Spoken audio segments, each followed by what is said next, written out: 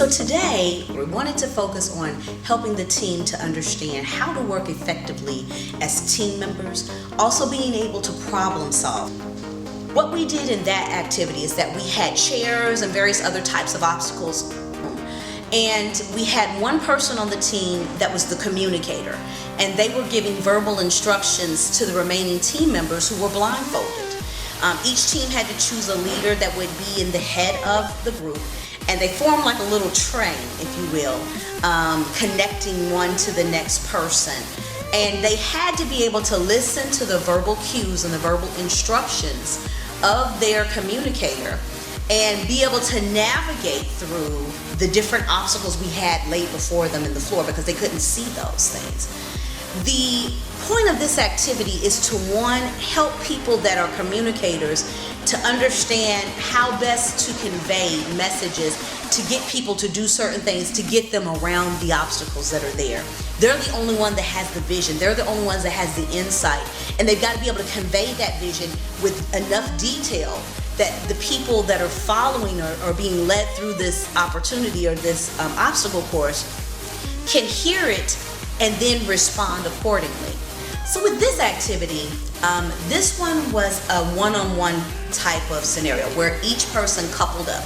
There were two people, they had to sit back to back, and it was about their ability to effectively communicate. Communication is so key within any organization. You've got to be able to be effective at conveying the messages and the information that's needed for people to move forward in their task.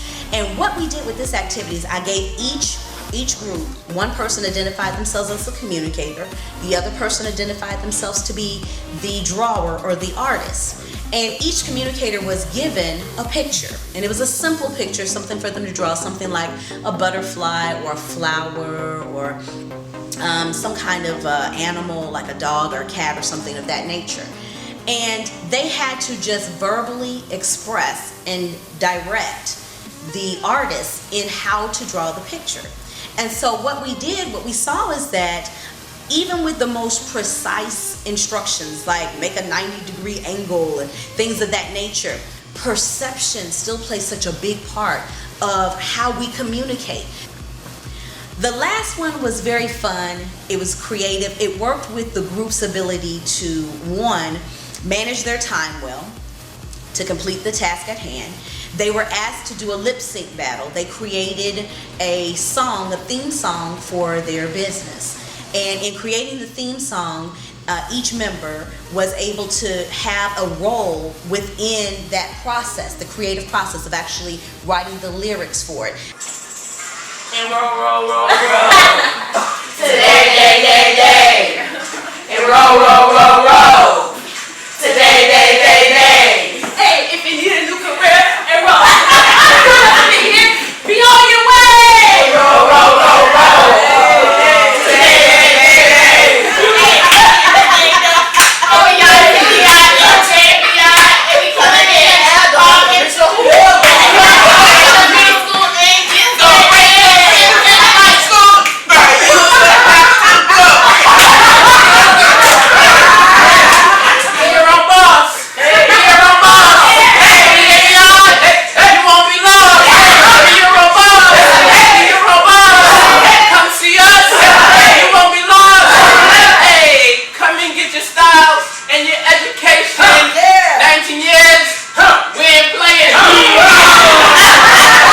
Many of them they found music to back up and create the beats for it.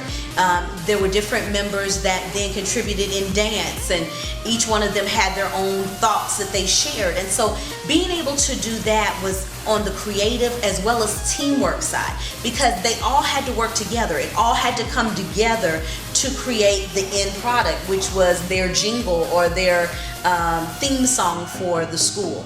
And that was important because a lot of times we see people in different roles, and so we want to limit them to what they can do and what their contribution is. And that's how it is in business sometimes. We want to limit you, well, you just do accounting, and so that's kind of where you need to stay. But that person may also be talented and have other talents and abilities that can serve well in other capacities.